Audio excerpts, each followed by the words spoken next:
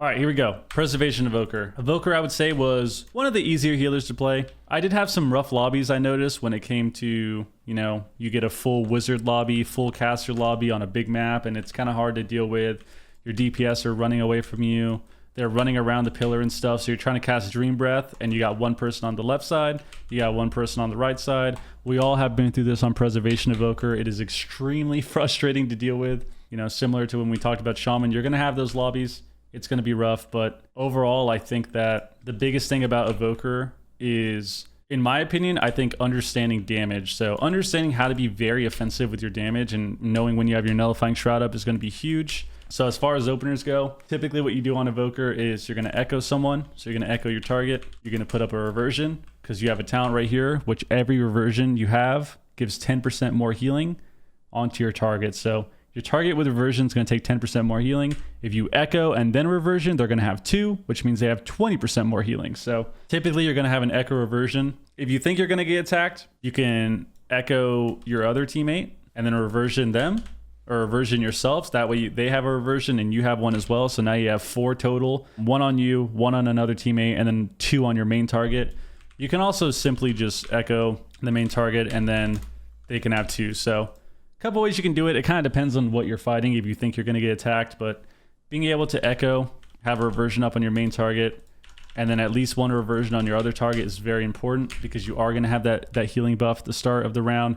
You're also going to be able to get 4 stacks of your temporal compression, which is another talent where every time you cast a bronze spell, you get 5% off your next empowered cast. And if you have 4 stacks of temporal compression, your next empowered cast that you do is going to give you a full essence burst. So you can see right here, I'm going to put up my stacks. I'm going to cast a Dream Breath, and this is going to be an essence burst.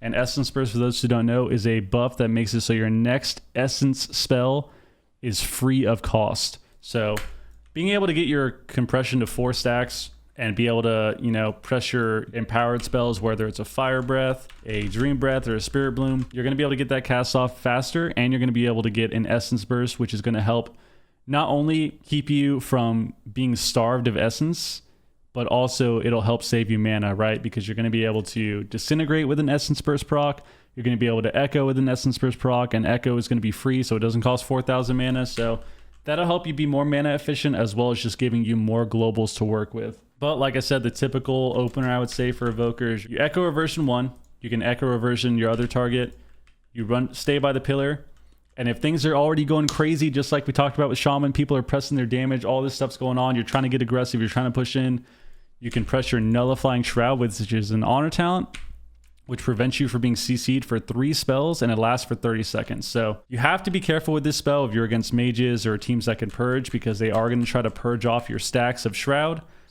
But typically what happens when you're playing Shuffle is the Evoker is going to be able to get his reversions out. He's going to press Shroud. You're going to see him run to the pillar, run out, and just start casting damage on you. So that is normally what you would do the first few seconds of a match on Evoker. You get out your reversions, you cast your Nullifying Shroud. Now you're in a position where you can get ready to be aggressive. So you can run out. If your team's taking damage, you can press a Stasis, Verdant Embrace, Echo, and try to cast a Dream Breath. You can either go to, 1 Empower, 2 Empower, 3. It kind of depends on the classes you're fighting against. If they have Heavy Burst, I think going to a 3 Empower of Dream Breath is really good because you get more burst healing. If they have more Rot Pressure, you can do a 2 Empower or a 1 so that you can have that built into your Stasis. So now this next Stasis you press, you're obviously going to have maximum healing with another double Dream Breath and a Verdant Embrace. So typically, the opener on Evoker is trying to set that up. You're trying to set up your reversions on both. You're trying to set up your Stasis and have your Shroud up. So that is the typical opener for an Evoker. Oftentimes what you can do as well is you can try to charge in. You can get a Sleepwalk on the healer or a DPS off of your teammate's CC. You can also try to set up an Oppressive Roar into a Deep Breath. And it all is kind of situational. It's based on what you're fighting. But I would say the biggest thing, and this is something that I've told viewers and subs of mine, a mod of mine actually for a long time, who ended up doing this and climbing a bit of rating on Evoker too. So being able to be aggressive is what I think is going to set you apart. You know, every healer has what they can do to be separated from the rest when it comes to playing shuffle and climbing rating. And when I say separated from the rest, I'm saying separated from the rest of the players of that class, not the other healers, right? So if you're playing Evoker and you're trying to be better than the other Evoker, you know, doing your opener properly, you get your aversions up, you know, being able to get your stasis correct, and getting that big deep breath with oppressing roar if you can. If it's going to take too much time to get the oppressive roar on all of them, you can just deep breath instead. But being able to get that damage off, and then, you know, at this point, you're going to have your Ancient Flame buff, which makes it so your next Living Flame is a fast cast after you Emerald Blossom or you Verdant Embrace. So like we talked about, if you already Verdant Embrace for your stasis, or just in general, you got your buff up, you are going to have that next Living Flame be faster. So typically what you can do, you can have your opener with your healing, you get your buffs up, your aversion, you either Verdant Embrace or you already Dream Breath and you're saving your stasis for later, or you stasis. Situational once again, your opener's down already for healing. Now what you can do is you can run in, you can either get a Sleepwalk on the DPS, you can Sleepwalk a healer, you can also throw a root on them just to line them up for your deep breath. So now you drop a root, you can line them up, and what you can do, which I think is very, very important for Shuffle, especially when you're climbing in your lower ratings, because people get very caught off guard when this happens, is if you have enough time, you can get an Impressive Roar.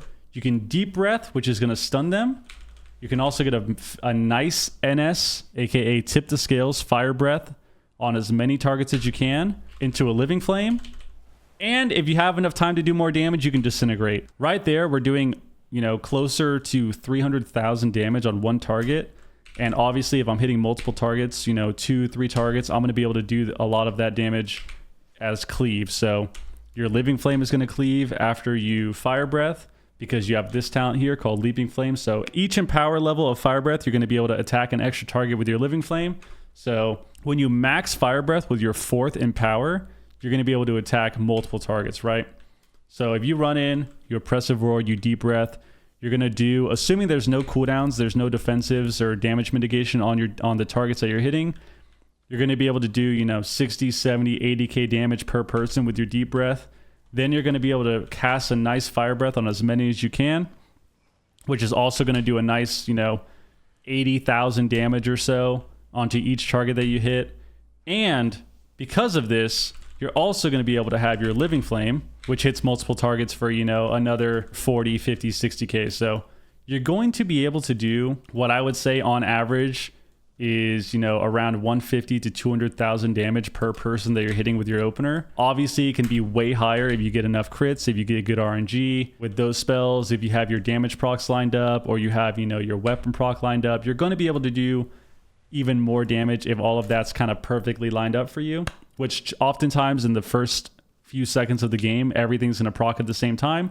So that's going to happen. And I know from experience of playing Evoker and Shuffle, if you can ever get to the point where you're getting these big deep breaths off, you're getting big cleave with your Fire Breath into a Living Flame on multiple targets, even if you don't win in the first 5 seconds, which I promise you, you're not going to win every game in the first 5 seconds. It's not going to happen.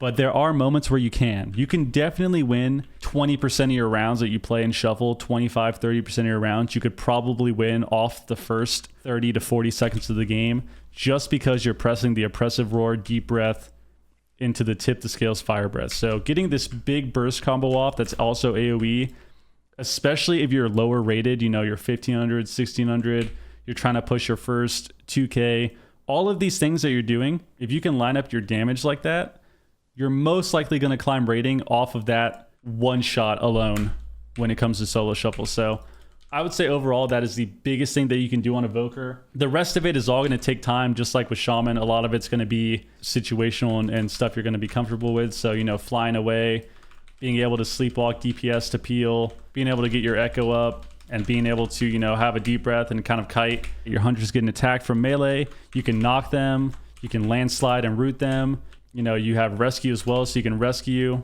and throw your target away, which is going to give you a shield as well from Twin Guardians. So all those little things with your mobility and your CC later on are going to help. And that's going to be something that's situational that you're going to have to get comfortable with. So, you know, just as an example, if you're fighting a Shadow Priest, what a lot of Evokers like to do, and this is a very specific example just for those who possibly don't know. If you're fighting a Shadow Priest and, you know, they have their normal CC of stun, silence into a fear, or they stun you, they try to fear you, they silence you off the fear, or, you know, they stun into silence, like I said the first time. One of those things, eventually you're going to get silence, right? The Shadow Priest is going to silence you.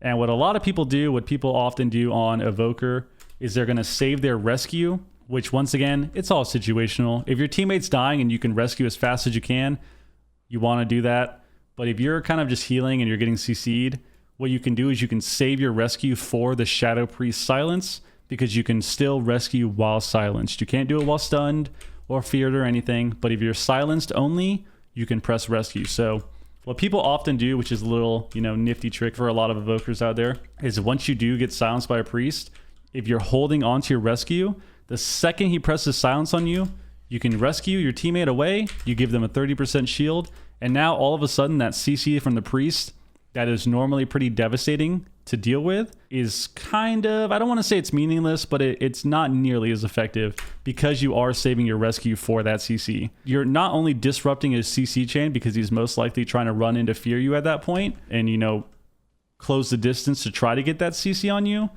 but on top of that, he's also effectively making your teammate live because he's pressing silence, right? So if you're only holding it for silence, the silence that he does is not going to be nearly as effective because you are holding rescue for it. So that's one thing Evokers can do. If you ever end up in a situation where you dispel a UA, you dispel an unstable affliction against an affliction lock, you can do the same thing where you can rescue your target away during the silence. Another thing I would say defensively with that you can do on Evoker that's really good is, I need to get combat for this, a huge tip, and I think this is the final tip for Evokers, and you'll see a lot of good Evokers do this. You know, I wouldn't put myself in that category. I don't play this healer nearly as much as I probably should. But you'll see a lot of good Evokers, whether it's Meh in EU or whether it's Sea-Doo in NA. What they'll do is they'll have their Dream Projection ready. And if they feel like they're going to get CC'd, you can actually dispel your own CC. Unless it's a silence from a priest.